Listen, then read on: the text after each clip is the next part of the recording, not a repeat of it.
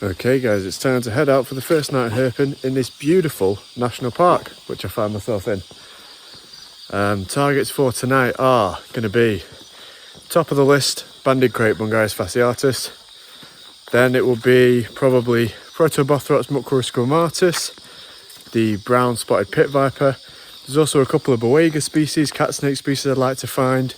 They are Molto maculata and also guangxiensis. I might be butchering that slightly. There's also some nice lycodon species I'd like to find. There's a Trimerosaurus species I'd like to find here. I want to call it Stegnedgeri, but again, I might be butchering that one. What else? There's an Avophis species found, Tonkinensis, which would be very cool to see. And while we're dreaming big, king cobras, Chinese spitting cobras, and I've just realised I've walked completely out the light, so without any more messing around, let's jump on the moped and see what we can find. The first species I found were these plentiful brown tree frogs. A common species, but also a good sign that at least prey species for the snakes I was looking for were active on this night. Alright guys, first snake of the night. Not on the road, but spotted it just off the road. And unsurprisingly, that is Ahatula prasina, the Asian vine snake. And that is a yellow morph one, which is quite nice to see. I've not seen many of those. I'm going to take a quick in situ shot, and then I'm going to carry on going. No need to disturb this guy at all. We've seen plenty of Asian vine snakes.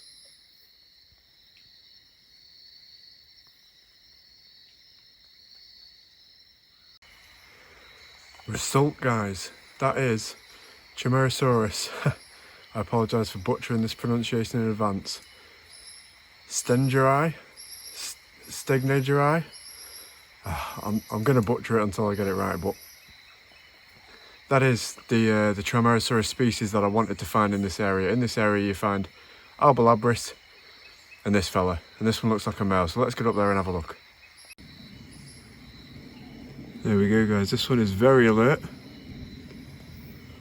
There's no stripe at all on the head, but there is a stripe running down where the dorsal scales meet the ventral scales. Well, this snake was very, very active, but he's just sitting still for just a moment, so I've got a chance to show him you. And then I've had a few shots, so I'll pop this one back now. He was very active, but he hasn't actually struck. I've never seen his mouth open once. Just understandably very agitated and defensive. I never know how best to put the light on green vipers, as it does really blow them out, but hopefully you can see that. And now we won't take up any more of its time. I want to say that that is Stegnedgeri pronunciation, but I apologise if I am butchering that. It's something beginning with S anyway. Trimerosaurus Stegnedgeri, I think.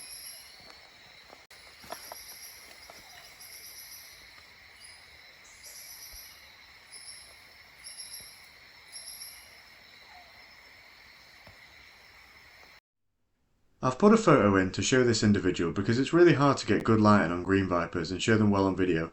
Hopefully this does it justice a bit more. Well, just because you found a snake, guys, doesn't mean you shouldn't watch out on the ground for possibly other venomous snakes, possibly other things. And I've just seen this big scolopendra eating this worm, and it's a really bad day for this worm. At one end he's got a scolopendra eating him, and at the other end he's got some big kind of harvestman type spider thing. I'm not sure what that is, but yeah, he's made his match there, that worm. Just cruised another snake, guys. And obviously with things like this, which is a lycodon species, you have to be careful that it is not a crate, because you could very easily pick that up thinking it's a crate, which obviously it's not, so this one would be okay. But I just would like to stress the point. Whoa. Sitting still on the road for a sec, guys, so I'll do my quick bit of footage before we let him on his way. There are some truly beautiful lycodon species here that I would love to find, even better looking than this, and this isn't bad, but I have to say it still made my mind think crate when I saw it on the road. So his mimicking is working well. You can see though, this is actually a really good light to show it, there is no dorsal line of hexagonal scales along the dorsal keel of the snake, and that's how we tell it is not a snake. It's not a crate, sorry, what am I saying? The foot-sing wolfsnake is a lesser-known snake which hunts at night on the forest floor for mainly lizards. The species is known to show an affinity for water in mid-elevation forests, which is consistent with where I found this one. Their movements are slow and deliberate except when disturbed, then they'll musk and bite defensively to escape. Again, I've included a picture that I managed to grab of this individual on the road. I then went a while without seeing anything, with the exception of this John's frog, which I took a quick clip of before moving on in search of snakes. Just a normal thing to see crossing the road, miles and miles and miles away from the sea. Also looks like this one's chomping down on a bit of worm he's found. Spotted another sleeping snake here, guys. Or is it two snakes? That's two snakes. Wow, look at that, there's a male and a female. Stegneger's pitviper. Look at that, the male runs from the right of what you're seeing now across the top of the female and then down the left. And you can see his head there, and the female is the larger of the two, curled up on that branch. Wow, that's great to see a pair. I wonder if they've mated or if they're getting ready to mate. That's really interesting. I'm going to take some pictures of this. That's great to see. Need to be really careful not to disturb these guys. Hopefully these photos can show a little more detail and demonstrate the male and female a bit clearer. Now, as you can see, the larger coiled up snake does actually have some red on the lowermost row of dorsal scales, but they're much less pronounced, and the tail has a very distinct taper to it immediately after the cloaca, so I'm still fairly confident in calling this a female. However, if any Trimerosaurus experts believe I've got it wrong, please feel free to let me know in the comments and then I can correct it. I really love seeing natural kind of behaviours and things going on like that just give a little insight into stuff you never normally see in the forest. Makes you feel really privileged to see things like that, so that was a great find. That's actually snake number 5 for tonight, and it's only 8:30, so that's been a hell of a start in this national park. Next snake on the road, guys, and it is another protobothrops mucrosquamata. I cannot believe how well I'm doing on these recently. They're like one of the most common snake I'm finding. It's actually ridiculous. I found 2 or 3 on Cat Bar, and now I found one here on the mainland. This one's actually a really nice one. They're all of a similar size as well. They've all been this sort of same size. If I just carefully pop a snake up next to the snake, that gives you some idea of scale. It's probably over a 2-foot snake. And I was sure these were a really rare species, but clearly where they're found they are locally abundant. So I'm actually really enjoying seeing these. This one has some fantastic markings on the tail. Again, it is a pit viper, it is a highly venomous species, so one we've got to be careful with. It's kind of wobbling its way across the road. It's got a bit of a wobbling motion going on there, but yeah, because I've got some pictures of these previously, I am just going to take a quick on the road picture and let this one go. I'm not going to bother doing much photography. But yeah, the night is really kicking off. This is snake number 6. This moped has this really annoying thing where that's the headlights normally. Well, that's the headlights without my torch. I'll just knock it into neutral. If I rev it, I get light. So I only have light when I'm revving up, which is a bit annoying when you're road cruising. But I'm just, I'm making it work. I'm just never changing up. Banks like this that have trees with melees of thin branches like this are great places to spot things like Boiga species because they are so fragile. You find them sleeping in here because just like the sleeping coyotes we've spoke about in other videos, they're instantly alerted to predators if they're on these thin branches. Plus their camouflage allows them to blend in really well, so you can find them both sleeping in places like this and moving to where they're going to hunt for the night. And they camouflage well, apart from if you shine a head torch at their ventral scales, then it tends to glint and give them away a bit, so hopefully we'll see one of them tonight. That wrapped up the first night, and I didn't do an introduction into the second night, so what you're about to see is the finds of night number 2. Well, we're starting the second night like we started the first night with a little vine snake.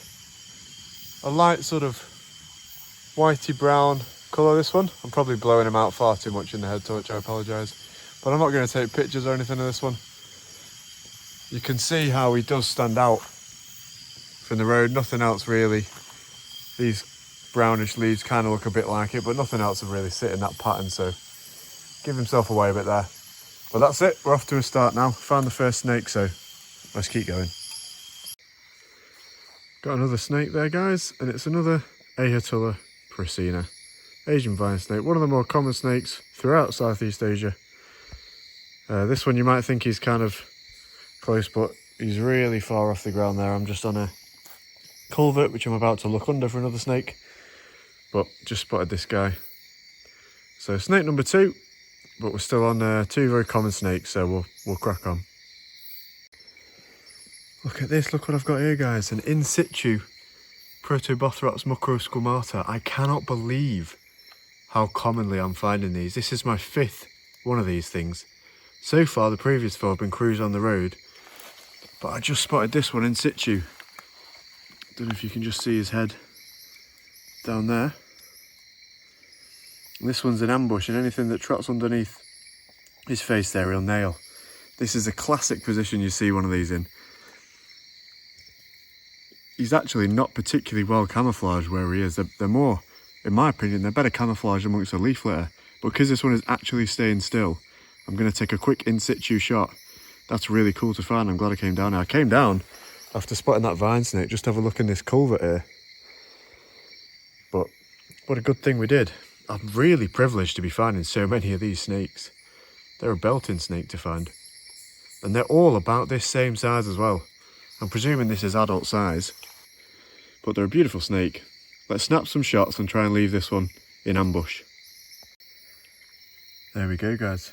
Just grabbed a few shots and we're going to leave this one where he is, and we are going to remember exactly where he is when we come back up there, because this is another reminder of why you be so careful and torch exactly where you're going before you step anywhere in the forest in Southeast Asia, because a bite from this would make for a pretty bad Tuesday. This picture is of that exact snake in the same position, but it shows the S position of the neck, allowing the snake enough reach to strike out a good distance if any prey is detected. Well, just after that protobothrops, I thought I'll come up the other side of the culvert for safety so I don't disturb him. We found this little agamid, and I don't actually know what this species is, so I'm going to take some shots. It's beautifully, I hope I'm not blowing him out too much, the greens and browns on that are gorgeous. I'm going to take a few shots with the camera now, because as soon as these get a little bit disturbed they get really dark. And then we'll let him be again, sleeping in a position where he can quite easily just drop if he feels this branch disturbed by anything which would potentially be a snake, like that vine snake which is right above him. And then he'd go on his way. Just found a bit of a trail here to some caves.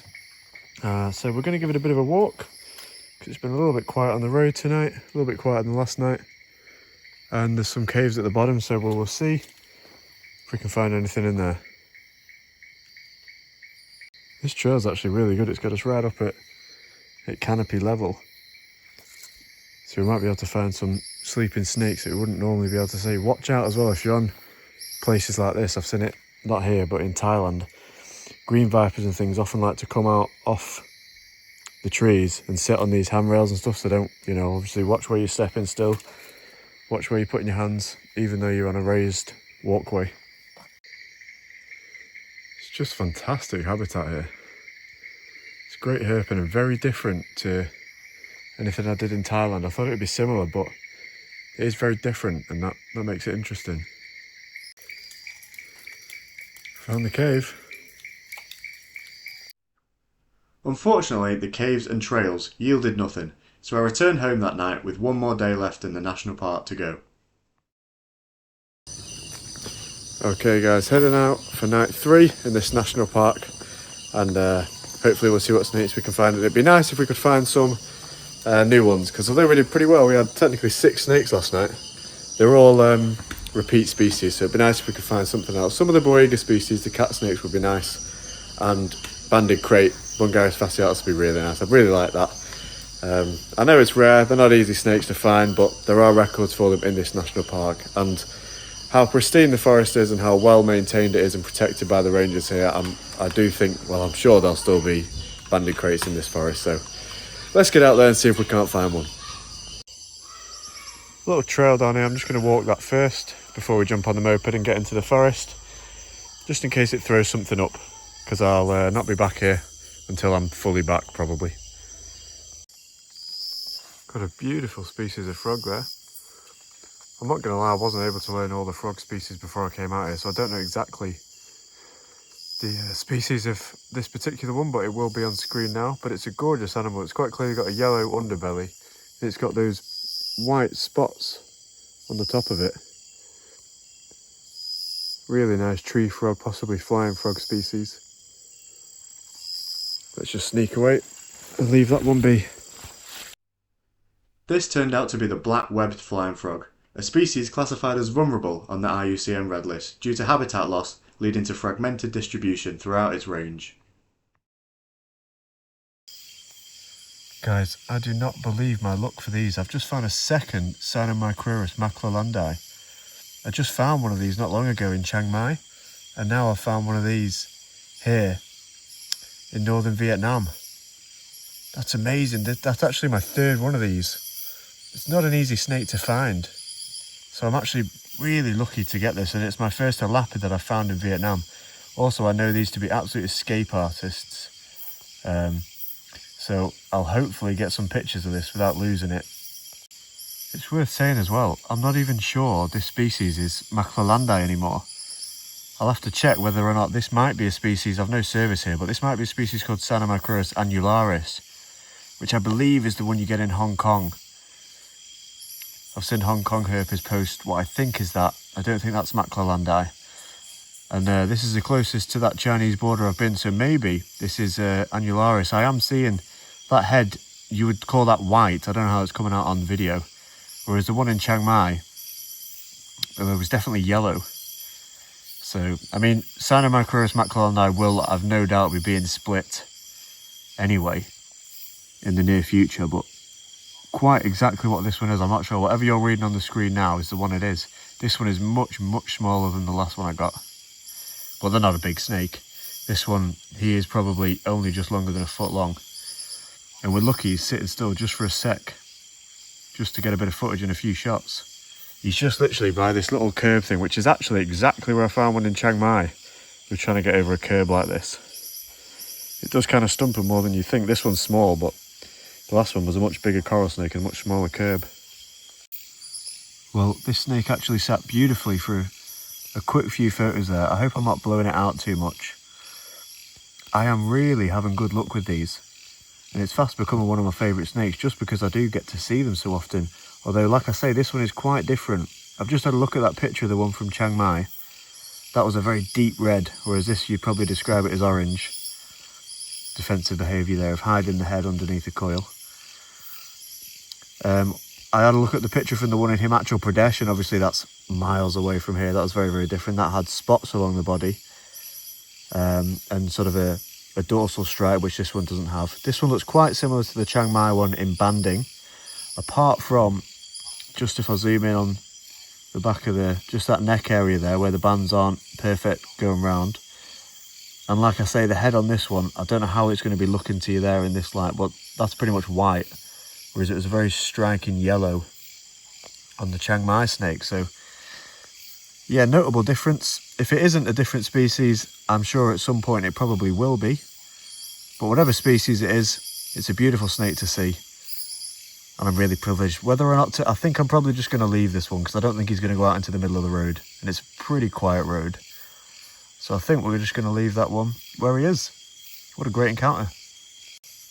Just after I said that, the snake is actually moving off. It started to move underneath this. And you'll see, these snakes are one of those things that just have an ability to just evaporate into thin air. But I don't know if you can see him going under this sort of bark chip there. But they really are escape artists. They're obviously, whether you call them a semi-fossorial or a fully fossorial snake. Probably a semi-fossorial snake, but they are quite good at burrowing. I've also heard as well that the time to find these is after rains, but the last two that I've found have been after a lot of dry weather, so that puts that out the window. But that is a great start to night 3, and hopefully we can continue that look. This species is in fact the recently described Sinomicrurus peinani, the guangxi coral snake. Now, I know it may seem a bit amateur to have not known the correct species of such an interesting elapid, but please remember there were no records of Sinomicrurus anywhere within this national park or even in the surrounding areas. And this species was actually only described in 2021, so it really wasn't something that was on my radar.